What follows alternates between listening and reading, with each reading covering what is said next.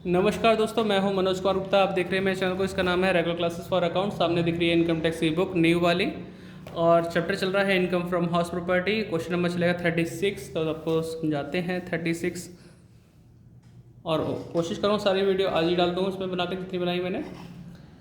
तो अब आपको साफ दिख रहा होगा। तो यहाँ लिखा है N SSC owns 3 house properties of which he use number 1 यानी यूज़ 1 नंबर 3 जो इसमें है फॉर रेजिडेंस के लिए, यानी खुद के अपने हिज रेजिडेंस मतलब अपने सेल्फ रेजिडेंस के लिए यूज़ करता है थर्ड वाला house. The following are the particular in respect of the properties for the year ended 31 March 2023 के लिए हमें जानकारी दे रखी है, पहला, दूसरा, तीसरा, और ये अपने सेल्फ ऑक्यूपाई के लिए रखा गया है। स्टैंडर्ड रेंट हमारे पास 2 हाउस को दे रखा, तीसरे का नहीं है। म्यूनसिपल वैल्यू दे रखा है तीनों के लिए। रेंट रिसीव जितना जितना वो लिखा है। म्यूनसिपल टैक्स पे किया वो बता रखा है। पर्पस ऑफ यूज़ दे रखा है, let out for business, let out for residence और सेल्फ ऑक्यूपाई। ठीक है, ये दोनों किराए पे हैं, ये खुद के रहने के लिए है। रिपेयर हमें दे रखा दोनों हाउस की। Interest on the mortgage loan not taken for house property, हमने गिरवी रख के लोन लिया, उस पर इंटरेस्ट बता रखा है, लेकिन हमने लोन का इस्तेमाल हाउस प्रॉपर्टी के लिए नहीं किया है, तो इट मीन्स ये कहीं से भी लेस नहीं होगा। ग्राउंड रेंट का कुछ करते नहीं, फायर इंश्योरेंस प्रीमियम का कुछ होता नहीं। वैकेंसी पीरियड दे रखा है हमारे पास 4 मंथ, पहला वाला हाउस खाली रहा है। कलेक्शन चार्ज का कुछ करते नहीं। The assessee's income from other sources दे रखा 3,20,000। Compute the income from house property निकालना है। ठीक है, हाउस प्रॉपर्टी हम निकाल लेंगे। अगर ये हमसे बोलता ना कि टोटल इनकम निकालो, तो house property plus other sources दोनों इनकम को प्लस करके टोटल इनकम भी निकाल सकते थे, लेकिन हाउस प्रॉपर्टी पूछा तो फिलहाल इसका कोई यूज़ नहीं होगा।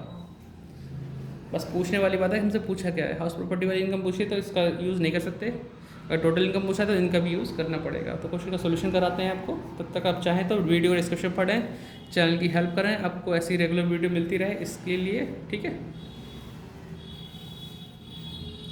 तो हमारे पास सामने क्वेश्चन है 36, यहाँ से स्टार्टिंग होती है। तो आप जैसे जैसे मैं बोलता हूँ वैसे से आप वीडियो को पॉज करके नोट डाउन भी करते रहिएगा। ठीक है, computation of taxable income from house property for the assessment year 2023-24। First वाला हाउस है is use for let out for business, किराए पे दे रखा है। म्यूनसिपल वैल्यू है 12,000 रुपये दे रखी है। ठीक है, पास में बुक रख दूँ, थोड़ा सा दिखाई देता है। तो म्यूनसिपल वैल्यू को बता दी 12,000 है। फेयर रेंट हमारे पास इसमें है कि नहीं है, देखो ज़रा। फेयर रेंट नहीं दे रखा था। एक्चुअल रेंट हमें दे रखा है कितना, 12,000 रुपये में रिसीव हुआ है। ठीक है, रेंट रिसीव नाम से था, एक्चुअल रेंट लिख दिया। स्टैंडर्ड रेंट हमें दे रखा है 13,000। अब देखिए ये मकान खाली भी रहा था। ठीक है, 4 महीने, जो फर्स्ट हाउस की बात कर रहे हैं। तो म्यूनसिपल वैल्यू फेयर रेंट में ज़्यादा क्या है आपके पास, 12,000, लेकिन जो भी ज़्यादा है वो स्टैंडर्ड रेंट से ज़्यादा नहीं होना चाहिए, स्टैंडर्ड रेंट से कम है, तो हमने 12,000 को यहाँ पे एक्सपेक्टेड लिख दिया। एक्चुअल रेंट 12,000 वो भी दे रखा था, तो हमने 12,000 भी लिख दिया। अब आपको देखने में सेम टू सेम लगेगा, लेकिन हम कहते हैं जब भी मकान खाली रहे, कोई इस्तेमाल ना करे, तो एक्चुअल रेंट ही हमारा ग्रॉस एनुअल वैल्यू होता है, चाहे वो कम बैठे, ज़्यादा बैठे, या कुछ भी बैठे। तो 12,000 में इस वाले को लिया है। ठीक है, ध्यान रखिए। Gross annual value, municipal tax minus किया हमने कितना, 2,000 रुपये पे किया था, तो आगे हमारा आंसर 10,000। आगे बढ़ाते हैं। Less deduction under section 24, 30% of AV लिखा हमने, इसका 30% 3,000 होता है। इंटरेस्ट लोन के लिए हमने बोला कि भैया लोन तो लिया था लेकिन उसका यूज़ नहीं किया है उस पर्पज़ के लिए, हाउस के लिए, तो हमने लिखना ही नहीं है, मतलब नहीं लाएगा यहाँ पे। तो दोनों जोड़े और उसमें 3,000 है, माइनस किया 7,000 रुपये। इनकम फ्रॉम हाउस प्रॉपर्टी पहले वाले हाउस से आ गई है। ठीक है, आप इसे नोट डाउन कीजिए, मैं इसे पलटता हूँ, वीडियो पॉज करके हम नोट डाउन कर लेगा। अब बात करेंगे सेकंड हाउस की। अब दिख रहा है नहीं दिख रहा, हाँ यहाँ से दिखेगा। ठीक, second house is use for let out for residence के लिए, किराए पे दे रखा, रहने के लिए। म्यूनसिपल वैल्यू है हमारे पास कितनी, 4,000। फेयर रेंट नहीं पता है, एक्चुअल रेंट पता है 4,800, और स्टैंडर्ड रेंट है 3,600। अब कहते हैं इन दोनों में से ज़्यादा क्या है, 4,000, लेकिन वो तो स्टैंडर्ड रेंट से ज़्यादा हो रहा है, तो स्टैंडर्ड रेंट ही हमारा एक्सपेक्टेड बन गया। फिर हमने एक्चुअल रेंट लिखा, दोनों में से ज़्यादा क्या है हमारा, ये 4,800। तो अब मैं कहाँ था, मैं भूल के, मैं वीडियो पॉज करके रह गया। तो मैं यहाँ तक आ गया था, इन दोनों में से जो भी ज़्यादा होगा वो 4,800 ग्रॉस एनुअल वैल्यू हो गया। इसमें से माइनस करेंगे म्यूनसिपल टैक्स, तो 500 रुपये माइनस कर दिए हमने इसमें से। और फिर 4300 आया। 4300 में से आपका एनुअल वैल्यू है, इसमें लेस करेंगे deduction under section 24 30% of AV, इसका 30% निकाला। इंटरेस्ट लोन नहीं लिख सकते क्योंकि हमने उस लोन का यूज़ मकान के लिए नहीं किया था।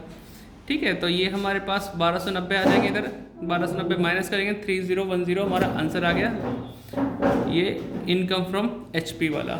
ठीक है, तो ये आप इसे नोट डाउन करते रहना। अब थर्ड हाउस पे चले गए हम, बैठ जाओ बेटा।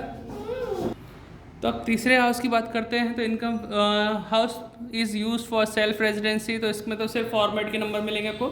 ग्रॉस एनुअल वैल्यू निल है, म्यूनसिपल टैक्स निल है, एनुअल वैल्यू भी निल आया, deduction from HP under section 24 लिखा, 30% ऑफ AV निल रहेगा। इंटरेस्ट ऑन लोन, इस पर तो कोई लोन भी नहीं था तो हमने सब निल लिखा, तो निल आया, फिर माइनस किया तो निल आया। अब क्या है, तीनों हाउस का हमारा आंसर आ चुका है, तीनों को प्लस कर दें, टोटल इनकम फ्रॉम HP आ जाएगा। तो आप वीडियो पॉज करके इसे नोट कर लें, अगले पेज में दिखाते हैं कैसे कैसे हुआ।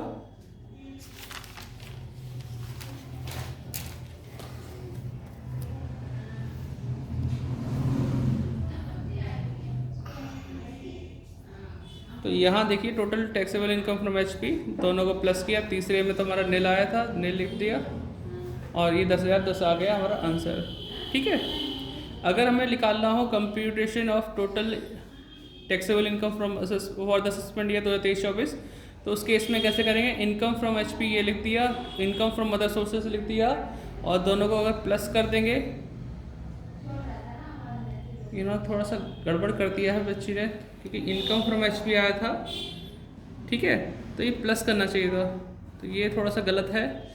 3,20,000 अदर सोर्सेज के, 10,010 इसके, तो 3,30,010 रुपये आना चाहिए। ठीक है, ये आंसर बनेगा, क्योंकि बच्ची ने खुद क्वेश्चन किया था, मैं अभी यहाँ पे वीडियो बना रहा हूँ तो रिकॉर्ड कर रहा हूँ। ये मच्छर।